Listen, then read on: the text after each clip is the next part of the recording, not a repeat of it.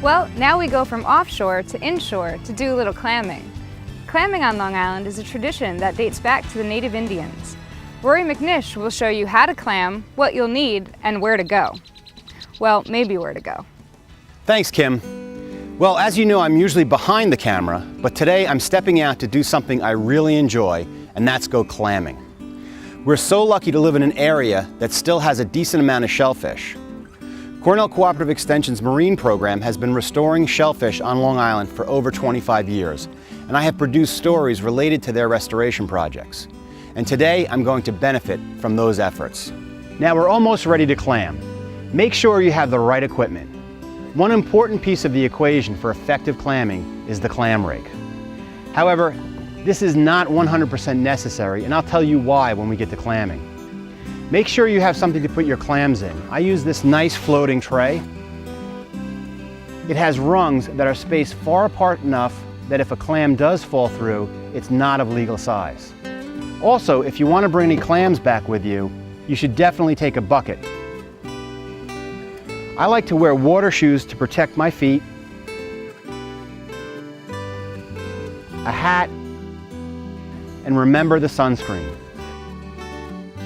You also want to bring a clam knife with you and a little clam sauce just in case. There's a couple of things you must do and understand before you go clamming. First off, you need to have the proper permit. I live in South Old Town, so I needed to go to my local town hall to get just that. Well, that was easy. All I had to do was give them my driver's license and pay $5, and here it is. They also give you information regarding creek areas in South Old Town that are open and closed. You also need to make sure that after a rainfall event, that the creeks they say are open haven't been closed because of stormwater runoff. And that number is area code 631-765-3912. This information will also tell you how many clams you're allowed to take. And for a non-commercial clammer, no more than 100 clams a day. So let's go and find a good spot. Out of the creeks that were open, I chose Cedar Beach Creek. I felt that I'd have a better chance of getting my quota here. And it's really easy access to walk in along the parking area and to walk into the creek. Now there's a sense about where the clams are. So you gotta kind of go with somebody that's been clamming, or they're willing to tell you a little bit more about where the clams are. But I gotta go out and rake a little bit and see what we have here today. So we found a good spot. I'm all set up. I got my my clam rack here, and been clamming already, and I got some clams. But the key thing is with your rake, you've got these teeth that as you scrape the bottom will hit on a clam, and when you do, it'll either bump up and you'll hear it like scrape, it'll make a noise. And you know you're onto something, and 9 times out of 10 it's gonna be a clam. So I'm gonna keep going and see what I got. And that, I don't think that's one, but it just kind of hit lightly. You can almost tell when it's not a clam too, because the clam is so solid that you know, because it's dug in, you know. And usually rocks don't dig in like that. Rocks are on the top, so it makes like a scattered noise. Where when you hit on a clam, it's solid. And I think I got one. And then you just dig it up. Sure enough, I was right. Because when you do it enough, you get the feel of it, and you know when you hit on it. Yep, that's a shell. It definitely felt different. Look, that was cool because I just put my rake down and I hit on one. And you don't have to dig too hard out here. And the key is you gotta find a spot where it's not real muddy and not real sandy. It's kind of a mixture of both. So you gotta kind of move around. You know, once you scrape a spot, you go to a new fresh area. Up. And sometimes you put your rake down and you just find one.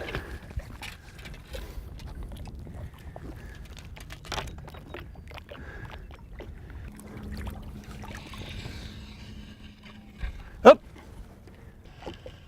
Oh, that might be one. Up. Another one. Before I had said you may not need a clam rake, and that's absolutely true. You could go in and feel around with your hands and actually get clams. It's a great, cool experience. And with your feet too, you can kind of go around with your feet.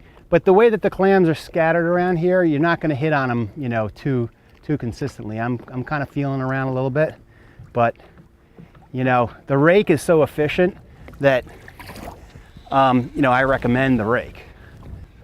Now, if I do hit on a clam, I think I did. Yep. Yep. Oop. I found one with my feet. So it is possible. And that's big enough, it didn't fall through. That was pretty cool. Oh, one more, let's get one more and call it a day.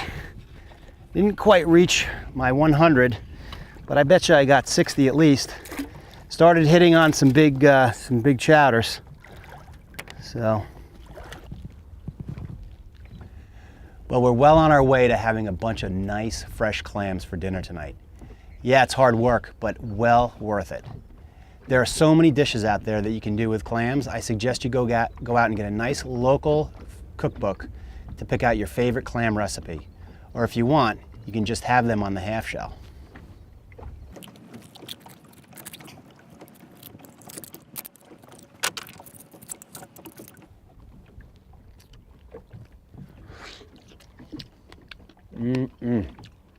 That's good. Real good.